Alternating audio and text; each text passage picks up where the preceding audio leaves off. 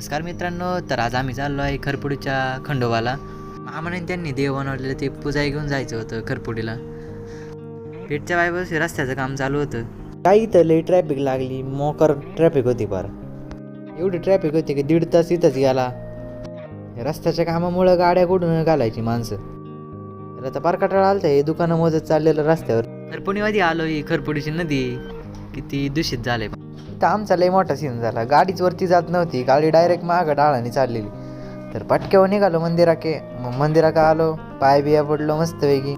आत्या मामा पूजेला बसले, इथं पूजेलाच 1 तास गेला. तरी बामणच गायब झालतं इथला कुठंतरी.